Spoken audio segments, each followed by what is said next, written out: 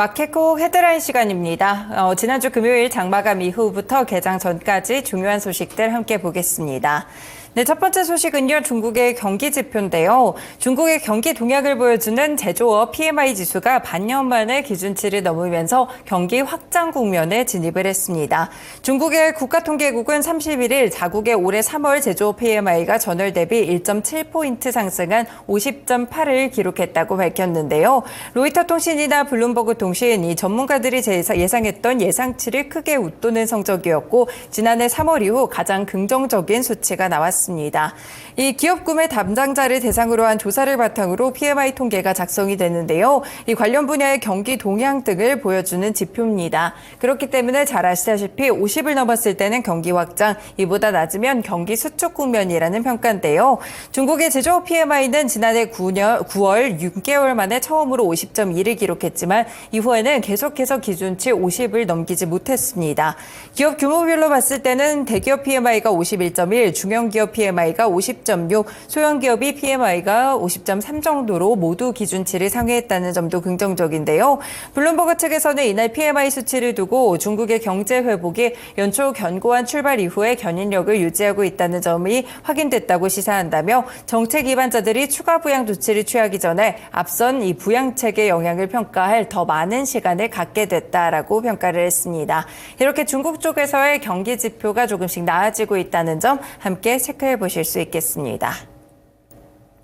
네, 두 번째는 반도체 관련 소식인데요. 인공지능 붐으로 인해서 반도체 랠리가 지속되고 있는 가운데 국내 메모리 반도체 수출 회복을 근거로 삼성전자와 SK하이닉스에 대한 1분기 실적 기대감이 커지고 있습니다. 블룸버그 인텔리전스에 따르면 와카스키 마사히로 선임 애널리스트는 최근에 한국 메모리 칩 수출 회복과 마이크로 메모리 부분의 실적 함의 등의 보고서를 통해서 이같이 평가했는데요. 일단 한국의 디램 수출이 2월까지 4개월 연속 전년 동기 대비 증가세를 유지했다고 설명했습니다. 집계를 봤을 때 디램 수출액은 전년 동기 대비 90% 증가하고 있었고요. 2월에 디램 가격이 전월과 비슷한 수준을 보인 가운데 HBM 수요 증가가 디램 시장의 회복세를 견인했다는 평가입니다. 네, 그리고 낸드 시장 역시나 2022년 기준 삼성전자와 SK하이닉스 등 한국 기업들이 과반을 차지하고 있었는데요. 낸드 플래시에 대한 수출 역시나 기록적인 수준으로 지금 지난달 반등하면서 전년 동기 대비 82% 늘어난 수준을 보여주고 있습니다. 낸드의 평균 판매 단가가 1분기에 전분기 대비 23에서 28% 정도 오른 데 이어서 2분기에도 13에서 18% 정도 추가 상승할 것이라고 보고 있는데요. 이 보고서는 그리고 앞에 나왔던 마이크론의 실적 전망 역시나 국내 반도체 기업 실적에 대한 기대감을 높이는 요소라고 함께 짚었습니다. 네, 이렇게 반도체와 관련돼서는 업황에 대한 긍정적인 분석들이 꾸준히 나오는 그런 상황인데요. 관련 종목으로는 삼성전자 그리고 SK하이닉스까지 함께 주가 흐름 체크해 보시면 되겠습니다. 네, 세 번째 소식은 한 매체 단독 보도입니다. 이 현대자동차의 중국 합작법인 베이징 현대가 베이징 1공장과 충칭 공장, 창저우 공장 설비에 이어서 이번에는 엔진 공장을 매물로 내놨다고 하는데요. 중국 시장의 절반을 차지한 토종 브랜드의 전동화 전략에 맞서기 위해서는 선택과 집중을 통해 사업의 효율성을 높이는 것이 중요하다는 판단 때문입니다. 일단 베이징 현대는 중국 베이징 런허 엔진 공장을 베이징 자산거래소에 매물로 등록을 했다고 하고요. 가격은 84억 8,186만 원 정도로 설정이 됐습니다. 최근에 사업 효율화를 위해서 주요 공장이라든지 설비를 처분하고 있는 흐름을 보여주는데요. 현대차는 지금 5개 공장을 운영해 오다가 계속해서 이 공장을 팔고 있는 그런 상황입니다. 일단 창저우 공장도 올해 안에 공장 매각 작업을 마친다고 이야기를 하기도 했었는데요. 이렇게 불필요한 공장을 정리하는 동시에 신형 전기차 출시와 중국 공장의 수출 기지 전환에 주력할 계획입니다. 올 하반기에는 아이오닉 5N을 내놓고 저렴한 가격으로 무장한 중국 전기차들과 차별화된 이미지를 쌓는다는 전략을 보여주고 있습니다. 네, 이렇게 엔진 쪽에서도 관련돼서 내연기관차 쪽을 조금 정리하는 그런 흐름들을 보여주고 있는데요. 현대차와 관련된 주가 흐름으로 체크해 보시면 될 것 같습니다. 네 번째 소식입니다. 식품 기업들이 전반적으로 가격 인하에 나섰는데요. 먼저 오뚜기가 식용유 제품 가격을 다음 달에 평균 5% 내립니다. 오뚜기는 소비자의 장바구니 부담을 완화하고 정부의 물가 안정 기조에 협조하고자 이같이 결정했다고 하는데요. 지난해 7월에로 라면 15개 제품 가격을 평균 5% 내린 바가 있습니다. 송미령 장관도 이 경기 평택시 오뚜기 포승 공장을 찾아서 식용유나 유지류 생산 현장을 직접 살폈다고 하는데요. 이 오뚜기 측의 건의를 듣기 위한 것이라고 농식품부는 설명을 했습니다. 네, 일단은 송 장관은 혈당 관세 연장 여부를 관계부처와 적극적으로 협의하고 기업 성장에 도움이 될 수 있는 지원을 아끼지 않겠다라고 답변을 했는데요. 그리고 이와 더불어 앞서서 CJ제일제당은 다음 달 1일부터 그러니까 4월 1일부터죠. 소비자 판매용 밀가루 제품 가격을 인하하기로 결정을 했습니다.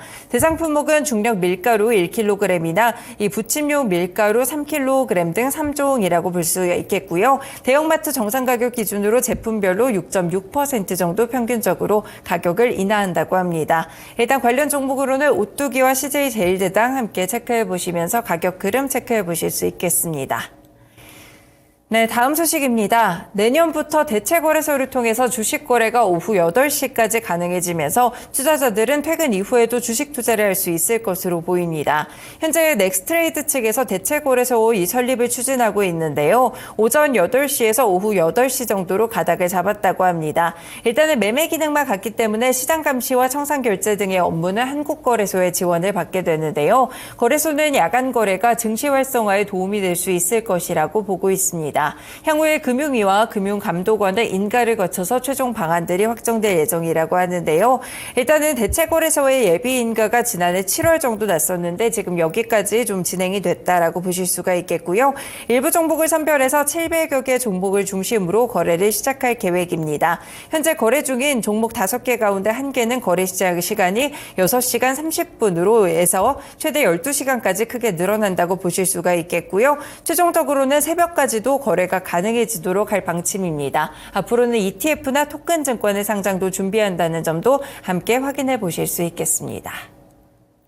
네, 마지막 소식 살펴봅니다. 테마 종목들이 움직일 수가 있겠는데요. 윤석열 대통령이 의과대학 증원을 비롯한 의료 개혁과 관련돼서 오늘 대국민 담화를 통해서 자세한 입장을 밝히게 됩니다.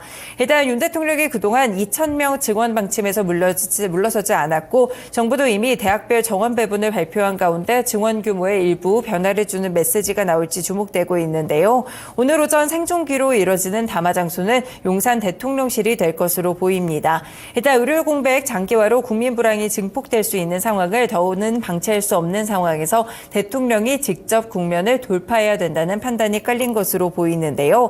그리고 총선도 임박한 상황이고요. 윤 대통령의 의대 증원 규모에 유연성을 보여야 한다는 목소리가 여당 후보들을 중심으로 좀 나오고 있는 그런 상황입니다. 그래서 그동안의 방침에 변화를 줄지 혹은 기존 방침을 재확인할지 이 부분 살펴보시면서 오늘장 담화 내용도 살펴보시면 좋을 것 같습니다.